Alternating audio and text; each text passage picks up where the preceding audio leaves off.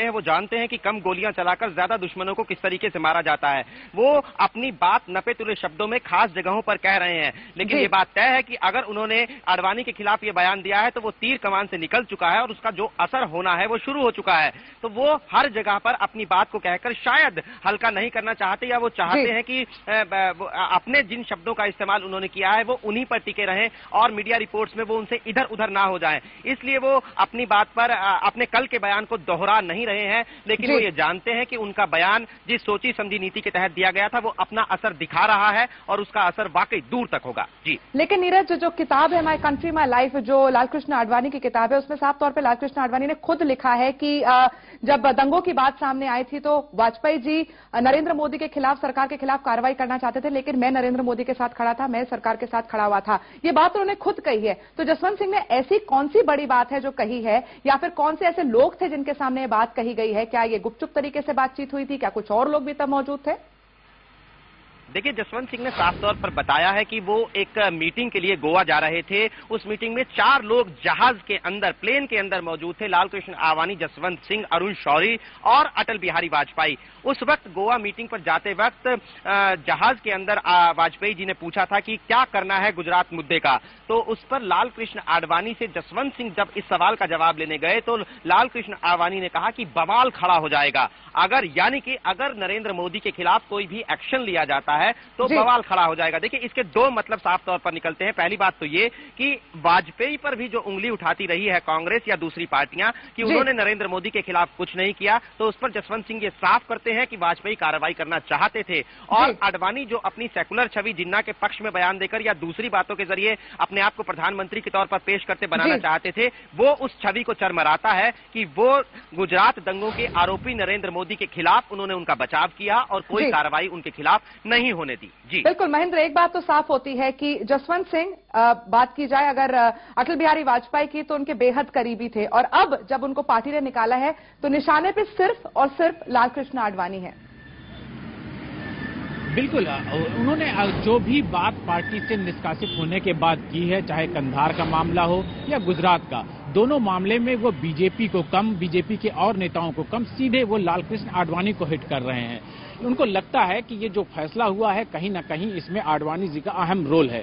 बहरहाल अब जो स्थिति उनके कहने के बाद है, अब आडवाणी को ये बात साफ करनी होगी, क्या वाकई कंधार के मामले में आपको पूरी जानकारी थी और आपने जनता के सामने गलत बयानी की, या आपको गुजरात के मामले में जब अटल बिहारी वाजपेयी चाहते थे कि नरेंद्र मोदी के खिलाफ कोई सख्त कार्रवाई की जाए तो आपने उनको बचाया था। अब ये पूरी तस्वीर इस तरीके की है जो जसवंत सिंह ने खड़ी की है, उसको आडवाणी को अपनी बात कह के जनता के सामने ये बात साफ करनी होगी कि आखिर सच क्या है।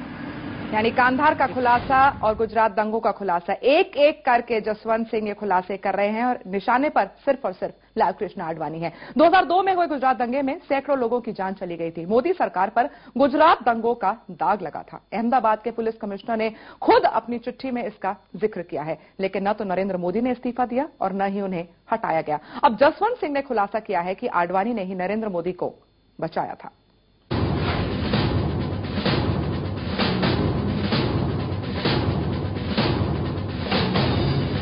2002 के गुजरात दंगों ने इंसान और हैवान का फर्क मिटा दिया। सड़कों पर जमकर बहा बेकसूरों का खून और हजारों घर बर्बाद हो गए। लेकिन सुलगता हुआ ये सवाल आज भी जिंदा है कि क्या ये महज 2 समुदायों के लोगों का टकराव था या फिर राज्य सरकार से जुड़े लोगों की साजिश का हिस्सा। अगर उस वक्त के अहमदाबाद पुलिस के तत्कालीन मुखिया की बातों पर यकीन करें तो ये शक और भी पुख्ता हो जाता है कि दंगों पर काबू पाया जा सकता था अगर सरकार ऐसा चाहती। सरकार से जुड़े कुछ लोगों ने न सिर्फ लोगों को भड़काया बल्कि खुद कई जगहों पर हमलावरों का नेतृत्व भी किया। ऐसे में पुलिस के सामने अपनी आंखें मूंदने के अलावा और कोई चारा ही नहीं था, क्योंकि दरिंदों की अगुवाई कर रहे थे बीजेपी और तमाम हिंदुवादी संगठनों के कुछ नेता। अहमदाबाद के तत्कालीन पुलिस कमिश्नर पीसी पांडे की दंगों के दौर में लिखी 2 चिट्ठियां इन तमाम बातों को बयां करती हैं। पांडे का खत गुजरात पुलिस की मजबूरी भी बयां करता है। अहमदाबाद के तत्कालीन पुलिस कमिश्नर पीसी पांडे ने 19 अप्रैल 2002 को पहली चिट्ठी लिखी गुजरात के पुलिस महानिदेशक के चक्रवर्ती को। जरा गौर से सुनिए इस चिट्ठी में लिखे एक एक शब्द को। 15 अप्रैल 2002 को सुबह के 9:30 से 9:45 के बीच दिल्ली दरवाजा इलाके में कपाड़िया हाई स्कूल के पास पत्थर फेंकने की एक घटना घटी। गुप्त सूचना मिली कि माननीय मंत्री श्री भारत बरोट एक निजी सफेद कार में आए और भीड़ को संबोधित किया। उनके जाने के बाद भीड़ ने पथराव शुरू कर दिया।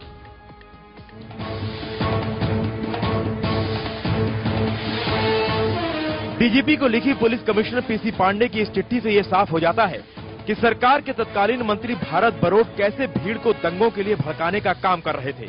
इस चिट्ठी के मिलने के बाद 5 लोगों को गिरफ्तार भी किया गया, लेकिन उन्हें जल्द ही जमानत मिल गई। 3 दिन बाद एक बार फिर बजरंग दल के कार्यकर्ताओं की करतूत कमिश्नर पीसी पांडे की नजरों में आई, जिसके बाद उन्होंने इस बार डीजीपी का भरोसा छोड़ सीधे 22 अप्रैल 2002 को गुजरात के अतिरिक्त मुख्य सचिव अशोक नारायण को एक पत्र लिखा।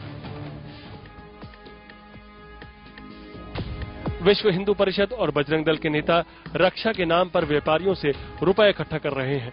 जिन इलाकों में अल्पसंख्यक समुदाय की संपत्ति को बर्बाद किया गया, वहां उन्हें दुकान लगाने नहीं दी जा रही। इन संपत्तियों पर कब्जा जमाने की मंशा से इनकार नहीं किया जा सकता।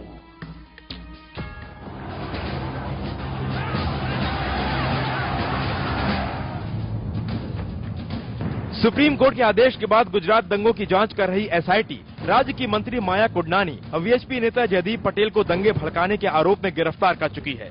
ऐसे में कमिश्नर पांडे की चिट्ठी से यह एहसास जरूर होता है कि दंगों की साजिश कहीं न कहीं गुजरात सरकार से जुड़े लोगों की करतूत थी। वीएचपी और बजरंग दल के लोग अल्पसंख्यकों के घर बार को फूंक रहे हैं। इतनी गंभीर और पुख्ता जानकारी के बाद भी इस चिट्ठी का हश्र पहली चिट्ठी से भी बुरा हुआ। कार्रवाई तो दूर, इस चिट्ठी को सरकार ने कूड़े में फेंक दिया और गुजरात में वही हुआ जो सरकार में बैठे चंद मुट्ठी भर लोगों ने गुजरात के नसीब में लिख दिया था। जनक, आपने भी देखी है रिपोर्ट और आपने भी सुना क्या कुछ कहा है जसवंत सिंह ने। क्या इस खुलासे के बाद नरेंद्र मोदी की मुश्किलें और बढ़ेंगी? देखिए, यहाँ पर जहाँ तक गुजरात की राजनीतिक हलकों की बात है तो यहाँ पर मोदी के विरोधियों में अब वो दमखम नहीं रहा। जो असंतुष्ट थे पार्टी में, उनकी हालत इस हद तक पार्टी में खस्ता है कि वो अब उठ पाने के मूड में नहीं है, जबकि बाकी के जो असंतुष्ट थे उनको पार्टी से बाहर निकाला गया है। तो अगर गुजरात की स्थानीय राजनीति की बात की जाए तो फिलहाल मोदी को यहाँ पर कोई दिक्कतें थोड़े समय में नहीं दिख रही। अब देखना होगा कि उपचुनाव है, उसके बाद किस तरीके के नतीजे आते हैं। अगर उसमें कुछ बवाल होता है तो आने वाले दिनों में जरूर मुख्यमंत्री मोदी की दिक्कतें बढ़ सकती है। चलिए, बहुत बहुत शुक्रिया जनक, नीरज और साथ ही में महेंद्र, आप तीनों का इस पूरी जानकारी के लिए और हमारे साथ इस चर्चा में जुड़ने के लिए। फिलहाल एक छोटे से ब्रेक के लिए हम यहाँ पे रुकेंगे। ब्रेक के बाद लौटेंगे कुछ और खबरों के साथ।